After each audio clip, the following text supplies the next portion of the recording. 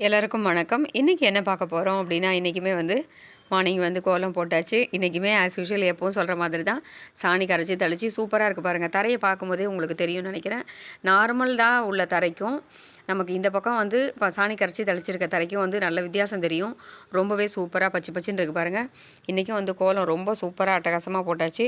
நல்ல பெரிய கோலமாக போட்டிருக்கோம் பாருங்கள். குழலால் இன்றைக்கி ஒரு 4 கோடாக 8 கோடு 2 தடவை அந்த மாதிரி போட்டு ப்ளைன் கோடு உள்ள கோலம் தான் ரொம்ப சூப்பராக பெருசாக போட்டிருக்கோம் பார்த்தீங்களா. இந்த மாதிரி பெரிய ஒரு ஸ்கொயர் மாதிரி போட்டு நடுவில் போட்டு அதில் எல்லாத்துலேயுமே கோடுகள் போட்டு அதெல்லாம் கொஞ்சம் கொஞ்சமாக நம்ம அப்படியே டெக்கரேட் பண்ணி கட்டத்தை எல்லாமே ஃபுல் பண்ணி எல்லா இடத்துலையும் பார்த்திங்கன்னா இந்த பக்கம் 4 அந்த பக்கம் 4 8 தாமரைகள் அந்த மாதிரி போட்டு ரொம்ப சூப்பராகவே அருமையாக போட்டாச்சு. கொஞ்சம் ஈரம் காஞ்சிடுது அப்படின்னா கோலம் இன்னும் நல்லா ப்ரைட்டாக பளிச்சுன்னு வந்துடும். ரொம்ப சூப்பராக இருக்குது பாருங்கள். கோலம் ரொம்ப அருமையாக இருக்குது. எனக்குமே ரொம்ப பிடிச்சிருக்கு. உங்களுக்கும் பிடிச்சிருக்கும் அப்படின்னு நினைக்கிறேன். அபியப்பா தான் இன்றைக்குமே போட்டிருக்காரு. என்ன மாமி டெய்லி எப்போவுமே அபியப்பா தான் போடுவாரா, நீங்கள் போட மாட்டிங்களா அப்படின்னு கேட்கலாம். நான் போடும்போது கையால் போடுவேன். அவருக்கு குழலால் போடுறது அப்படின்னா ரொம்ப பிடிக்கும். அவருக்கு கோலம் போடுறதுல ரொம்ப இன்ட்ரெஸ்ட் ஜாஸ்தி. அதனால் நானே போடுறேன் அப்படின்னாரு. ஸோ அதனால் இன்றைக்கும் அவர் தான் போட்டிருக்காரு. ரொம்ப பிரமாதமாக இருக்குது பாருங்கள். நோட்டில் ஃபஸ்ட்டு போட்டு பார்த்துட்டு அதுக்கப்புறமா இந்த மாதிரி போட்டிருக்காரு. ரொம்பவே அருமையாக இருக்குது. உங்களுக்கும் பிடிச்சிருக்கும் அப்படின்னு நினைக்கிறேன். பிடிச்சிருந்தது அப்படின்னா கமெண்ட்டில் கண்டிப்பாக சொல்லுங்கள். அபியப்பா எப்படி போட்டிருக்காரு அப்படிங்கிறத நீங்கள் கமெண்ட் சொல்லும்போது அவருக்கு அது ரொம்ப ஹாப்பியாக இருக்குது. இன்னும் திரும்ப போடணும், கற்றுக்கணும் அப்படிங்கிற ஆசையும் அவருக்கு இருக்குது. ஸோ அதனால் எப்படி இருக்குது அப்படிங்கிறத பார்த்துட்டு நீங்கள் சொல்லுங்கள். நெக்ஸ்ட் என்ன அப்படிங்கிறதும் பார்க்கலாம். அடுத்தது சைட்லேயும் இந்த மாதிரி ஒரு ஸ்டார் போட்டுட்டு வளைச்சி போடுறோம் பாருங்கள். அபியப்பா தான் போட்டிருக்காரு இந்த கோலமும். இப்போ செம்மண்லாம் இட்டுருக்காரு பாருங்கள். எல்லோரும் நினைக்கலாம் ஜென்ஸ்லாம் கோலம் போடலாமா அப்படின்னு நினைக்காதீங்க. ஜென்ஸாக இருந்தாலும் எல்லோரும் வீட்டில் வாத்தில் எல்லோரும் வேலை செய்கிறது தப்பே கிடையாது. லேடிஸ் மட்டும்தான் பண்ணணும் அப்படிங்கிறதுல அவருக்கு இந்த மாதிரி கூட எனக்கு ஹெல்ப் பண்ணுறதுனா ரொம்பவே பிடிக்கும். காய் நறுக்கிறது நீங்களே நிறைய விலாகில் வீடியோவில் பார்த்துருப்பீங்க. இந்த மாதிரி கோலம் போட்டு செம்மண் இட்டு இதெல்லாம் சின்ன வயசுலேருந்து எங்கள் பாட்டிக்கிட்ட எங்கள் மாமியார்கிட்ட கற்றுண்ட விஷயம். ஆண் பிள்ளையாக இருந்தாலும் எல்லாமே வேலை லேடிஸ் ஈக்குவலாக வேலை செய்யணும். இன்றைக்கி ஆண்கள் பெண்கள் எல்லோரும் சமம் தானே சொல்கிறோம். அப்போ ஆண்கள் எல்லா வேலையும் செஞ்சாலும் தப்பு இல்லை. கோலம் எவ்வளோ சூப்பராக கோலால் போட்டாலும் ரொம்ப பர்ஃபெக்டாக போட்டிருக்காரு பாருங்கள். அதனால் இதையும் சரி வீடியோவில் அப்படியே சைடு கோலத்தையும் எடுத்துக்கலாமே அப்படிங்கிறதுனால இப்போ செம்மண் போட்டுருக்காரு. அதுக்கப்புறம் நடுவில் ஏதாவது ஒரு சின்னதாக ஒரு டிசைன் மாதிரி ஒன்று போட்டுட்டோம் அப்படின்னா இந்த கோலமும் முடிஞ்சிடும். ரொம்ப சூப்பராக ரொம்ப பர்ஃபெக்டாக போட்டிருக்காரு பாருங்கள். ஸ்கேல் வச்சு போட்ட மாதிரி ரொம்பவே அருமையாக போட்டிருக்காரு. இதுக்கப்புறம் நெக்ஸ்ட் என்ன அப்படிங்கிறதும் பார்க்கலாம். ஃபுல்லாகவே இப்போ கோலத்தை செம்மண்ணிட்டு முடிச்சிட்டோம். சுற்றி நடுவிலலாம் ஒரு பூக்கோலம் மாதிரி போட்டுட்டு சுற்றி எல்லாமே டெக்கரேட் பண்ணிவிட்டு அதுக்கப்புறம் 4 பக்கமும் 5 பக்கத்துலேயும் என்ன போட்டிருக்கோம் அப்படின்னு பார்த்தீங்கன்னா இந்த மாதிரி அகல் விளக்கு மாதிரி போட்டிருக்கோம் பாருங்கள். ரொம்ப சூப்பராக இருக்குது. இந்த மாதிரி அகல் விளக்காகவே போட்டுன்னு வந்திருக்கேன். நம்மளோட கோலத்தில் சைடில் அபியோட கலர் கோலமும் வரும். நீங்கள் பார்க்கல அப்படின்னா அதுவுமே பாருங்கள். தமிழில் கலர் கோலம் அவளோடது கொடுத்துருப்பா. வீடியோலையும் நடுவில் கொடுக்க சொல்கிறேன் பாருங்கள். ரொம்ப பிரைட்டாக ரொம்ப சூப்பராக இருக்குது. எனக்கே பிடிச்சிருக்கு. ரொம்ப அருமையான கோலமாக இருக்குது பாருங்கள். நீங்களும் இந்த மாதிரி போட்டிருப்பீங்க அப்படின்னு நினைக்கிறேன். நெக்ஸ்ட்டு என்ன அப்படிங்கிறத இன்றைக்கி விளாகில் ஒவ்வொன்றா அடுத்தது என்ன அப்படிங்கிறதையும் நம்ம பார்க்கலாம். அடுத்தது மார்னிங் டிஃபனுக்கு என்ன அப்படின்னு பார்த்தீங்கன்னா இன்றைக்கி சேமியா உப்புமா தான் பண்ணிகிட்ருக்கோம். ஒரு பாக்கெட் அளவுக்கு சேமியா எடுத்திருக்கேன். இதில் என்னெல்லாம் போட்டிருக்கேன் அப்படின்னு பார்த்தீங்கன்னா எல்லாருக்குமே ஆஸ் யூஷுவல் உப்புமா அப்படின்னா தெரிஞ்ச விஷயந்தான். இருந்தாலும் என்ன அப்படின்னா கடுகு, உளுத்தம்பருப்பு, கடலைப்பருப்பு இதெல்லாம் தாளித்து கொட்டிட்டு சேமியாவை ஃபஸ்ட்டு முதல்லே ஒரு பாக்கெட் சேமியாவை நன்னா நொறுக்கிட்டு அதுக்கப்புறம் அதை நன்னா கொஞ்சம் செவக்க வறுத்துக்கணும். சேமியா என்ன தான் வறுத்த சேமியாவாக இருந்தால் கூட கடையில் பாக்கெட்டில் போட்டுக்கிறதுலாம் வறுத்துருக்கு அப்படின்னு சொல்லியிருப்பா. பட் இருந்தாலும் அதை அப்படியே பண்ணினோம் அப்படின்னா கொலன்னு இருக்கும். அதனால் சேமியா நம்ம ஒரு தடவை நல்லா செவக்க வறுத்துட்டு கோல்டன் ப்ரௌன் வர்ற மாதிரி வறுத்தோணும். வறுத்ததுக்கப்புறம் நல்லா ஒரு 4 டேபிள் ஸ்பூன் அளவுக்கு எண்ணெய் வச்சு கடுகு, கடலைப்பருப்பு, உளுத்தம்பருப்பு இதெல்லாம் தாளித்து கொட்டிட்டு வெங்காயம், பச்சை மிளகாய், கருவேப்பிலை இதெல்லாம் தாளித்து கொட்டிட்டு அதுக்கப்புறம் இந்த வெங்காயத்தையும் நல்லா வதக்கிட்டு அது மேலே ஒரு தக்காளியும் நறுக்கி வதக்கிட்டு ஒரு பாக்கெட் அப்படின்னா நல்லா தாராளமாக நொறுக்கணும் அப்படின்னா 2 டம்ளர் கிட்ட இருக்கும். அதுக்கு ஒரு 3லேருந்து 4 டம்ளர் அளவுக்கு தண்ணி வைக்கலாம். அந்த அளவுக்கு ஒரு பாக்கெட் சேமியாவுக்கு 4 டம்ளர் அளவுக்கு தண்ணி வச்சு நல்லா கொதிச்சதுக்கப்புறம் உப்பு போட்டு தண்ணி கொதிக்க பார்த்து நம்ம வறுத்த சேமியாவையும் போட்டு கலரினோம் அப்படின்னா 10 நிமிஷத்தில் சேமியா உப்புமா ரெடி ஆகிடும். இப்போ தான் நான் போட்டு கலரி ரெடி பண்ணிட்டுருக்கேன். வெந்துட்டே இருக்குது. பண்ணிட்டோம் அப்படின்னா சேமியா உப்புமா ரெடி ஆகிடும். பண்ணிவிட்டு நம்ம பார்க்கலாம். அடுத்தது இப்போ நம்ம எங்கே போக போகிறோம் அப்படின்னு பார்த்தீங்கன்னா இன்றைக்கி விலாகில் வந்து நெக்ஸ்ட்டு நம்ம என்ன பார்க்க போகிறோம் அப்படின்னா, இன்றைக்கி வந்து சுவாமி தரிசனம் தான் பார்க்க போகிறோம். தபோவனத்தில் வந்து ஞானானந்த சுவாமிகளுக்கு ஆராதனை நடந்துட்டுருக்கு. அதை முன்னிட்டு ஒவ்வொரு நாளும் ஒவ்வொரு விசேஷங்களாக வந்து ரொம்ப சூப்பராக அருமையாக நடந்துட்டுருக்கு. அதனால் நாம் வந்து அதை முன்னிட்டு இப்போ கோவிலுக்கு தான் போகிறோம். கோவிலுக்கு போயிட்டு நம்ம வந்து அங்கே வந்து இன்றைக்கி வந்து நவகிரக ஹோமம் நடக்கிறது. ஸோ நவகிரக ஹோமத்தையும் நம்ம வந்து தரிசனம் பண்ணிவிட்டு சுவாமி தரிசனமும் பண்ணலாம் அப்படிங்கிறதுனால இன்றைக்கி நம்ம வந்து தபோவனம் கோவிலுக்கு தான், ஞானானந்தர் கோவிலுக்கு தான் போகிறோம். நெக்ஸ்ட்டு வந்து இன்றைக்கி விலாகில் வந்து இன்றைக்கி அதுதான் வந்து சுவாமியை பற்றி பார்க்க போகிறோம். வாங்க பார்க்கலாம். ரொம்பவே அருமையாக இருக்கும். இது வரைக்கும் நம்மளால் வந்து நேராக பார்க்க முடியல அப்படின்னு நினைக்கிறவா வந்து நீங்கள் சுவாமி தரிசனம் பண்ணலாம். இன்றைக்கி நடக்கக்கூடிய ஹோமங்கள் இதெல்லாமும் பார்க்கலாம். இதுக்கு அடுத்து நடக்கக்கூடிய ஒவ்வொரு நாளும் என்ன நடக்கிறது அப்படிங்கிறதையும் அடுத்த விலாகில் என்னால் எடுக்க முடிஞ்ச வரைக்கும் மற்ற ஹோமங்கள் எல்லாமும் நான் உங்களுக்கு வந்து போட்டு காமிக்கிறேன். அதையும் வந்து வீடியோ எடுக்கிறேன். வாங்க பார்க்கலாம்.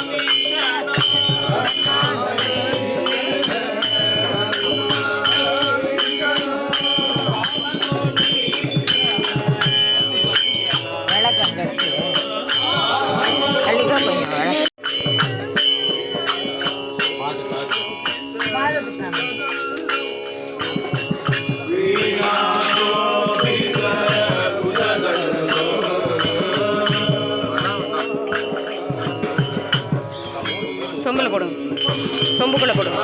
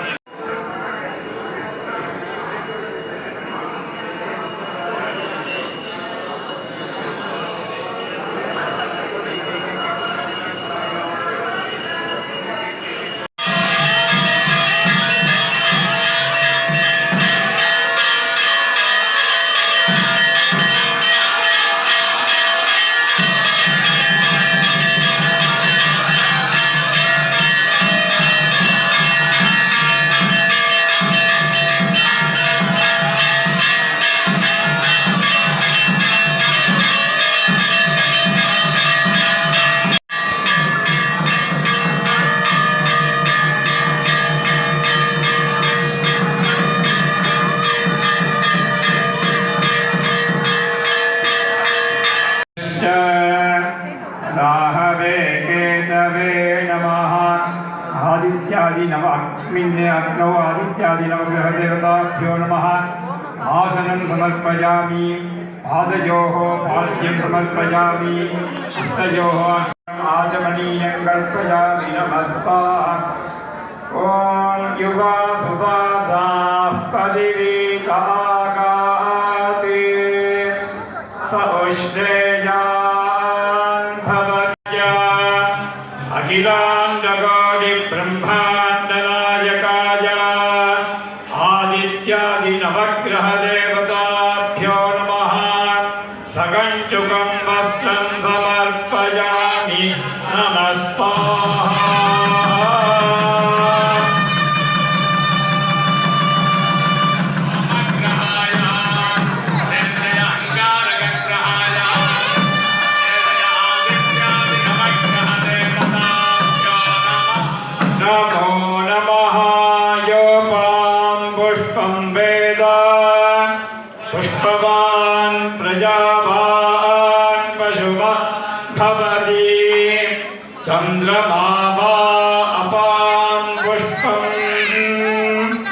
पुष्पवान् प्रजावान् पशुमान् भवति देवदक्षोत्तमाय देवतात्मभूमाय अखिलाण्डकोटि ब्रह्माण्डनायकाय आदित्यादि नित्यं कल्पयामि नमः स्वाहा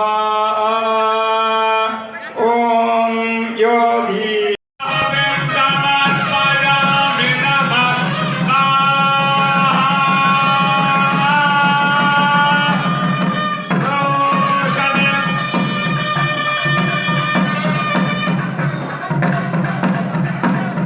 सप्तमे अग्ने समिधः सप्त जिह्वा सप्त ऋषयः सप्त धाम प्रियाणि सप्तहोत्रा सप्तधात्मा यजन्ति सप्तयोनिरा प्रणस्व धृतेन स्वाहा